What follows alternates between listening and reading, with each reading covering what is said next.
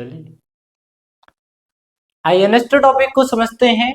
और ये वीडियो की लास्ट टॉपिक रहेंगे जो आपको एकदम बेहतरीन तरीके से सिखाया जाएगा, जो पेपर में इसके जैसा प्रश्न पिछले साल मतलब 2025 की सेट में इसी स्लाइड से क्वेश्चन बने हुए हैं। ध्यान दीजिए, इसमें सबसे पहले चैप्टर के विषय में हम लोग डिस्कस करते हैं गतिमान आवेश और चुंबकत्व के विषय में। तो ध्यान दीजिए, अगर चुंबकीय क्षेत्र की बात किया जाए तो B इक्वल टू होता है वैद्युत क्षेत्र बटे वेग। मतलब फार्मूला क्या रह सकते हो, B equal to E upon V। और E क्या है, वैद्युत क्षेत्र है, V क्या है, वेग है। ध्यान दीजिए, अगर आपसे पूछा जाता है लॉरेंज बल, तो लॉरेंज बल आप लोग यही रखिएगा F equal to Q V B sine theta. कैसे आप लोग डिफिनेशन बना सकते हो, डिफिनेशन बनाने के लिए आप लोग ध्यान दीजिए, ऐसे किसी चुंबकीय क्षेत्र में रखे आवेश का वेग मतलब आकर्षण बल चाहे तो प्रतिकर्षण बल, वह लॉरेंज बल कहलाता है। आपको बनाने हैं, क्रिएट करने हैं, तो आप लोग ऐसे क्रिएट करिएगा। ध्यान दीजिए, प्रकाश की चाल F equal to 1/4 pi epsilon naught, ये क्या है, म्यू नॉट और एप्सिलॉन नॉट, ये क्या है, चुंबकीयशीलता है। ये क्या है, चुंबकीयशीलता है, ये चुंबकीयशीलता है। और जो एप्सिलॉन नॉट है ये वैद्युतशीलता है, वैद्युतशीलता है। ये ध्यान दिए रहना, बहुत बार एग्जाम में बन जाते हैं, पूछ लिए जाते हैं। बल युग्म आघूर्ण की बात किया जाएगा तो tau equal to M B.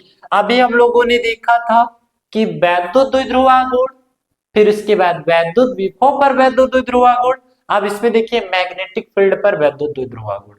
बल युग्म आघूर्ण tau equal to M B sine theta. ध्यान दीजिए, आगे की चुंबकीय द्विध्रुव आघूर्ण यम इक्वल टू कितना होता है, चक्कर गुणे क्षेत्रफल गुणे धारा, मतलब चक्कर की अर्थात संख्या है, फेरों की संख्या है, एन आई क्या है, क्षेत्रफल है, यहाँ पर ए क्षेत्रफल है, और धारा क्या है, विद्युत धारा मतलब आई है। इसके बाद अगर पूछे जाते हैं चुंबकीय फ्लक्स की वैल्यू, चुंबकीय फ्लक्स अभी हम लोगों ने देखा था वैद्युत फ्लक्स के विषय में, तो फाइव बी इक्वल टू कितना, बी ए, वेक्टर बी ए। फिर इसके बाद आता है प्रेरित विद्युत वाहक बल, तो प्रेरित विद्युत वाहक बल बराबर फार्मूला होता है E equal to B V L.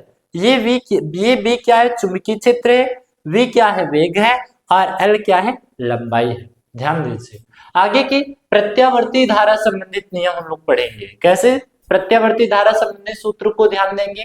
इसमें सबसे पहला सूत्र आता है प्रत्यावर्ती धारा का वर्गमूल माध्यमान R I equal to R M S, मतलब रूट मीन स्क्वायर।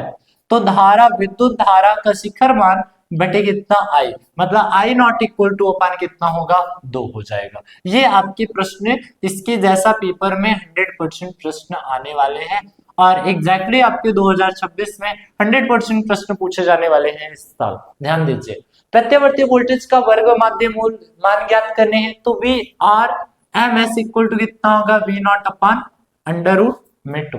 यहाँ पर क्या होगा, वोल्टेज का शिखर मान हो जाएगा और बटे कितना, अंडर रूट में कितना हो जाएगा, 2 हो जाएगा।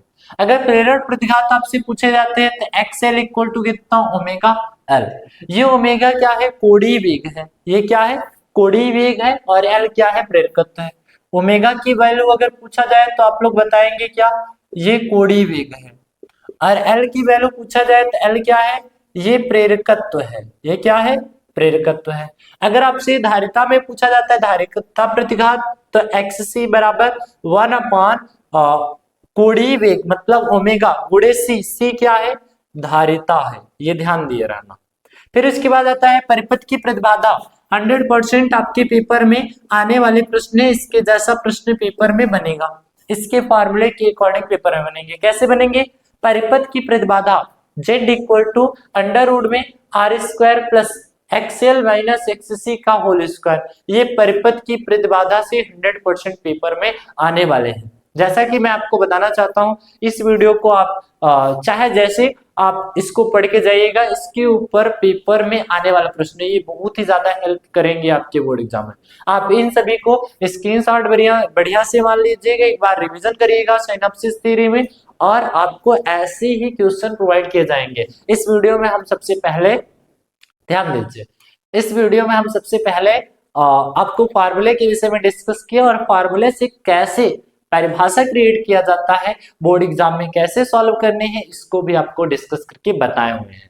जैसा कि आप ध्यान दीजिए, सभी क्वेश्चन को एकदम बेहतरीन तरीके से प्रोवाइड करने हैं और फार्मूले जितने भी टाइप के हैं तो साइनैप्सिस थ्योरी में याद करके आप जाइएगा बोर्ड एग्जाम में, आपका बहुत पेपर अच्छा जाएगा। मिलते हैं अगली क्लास में, तब तक के लिए ओके बाय।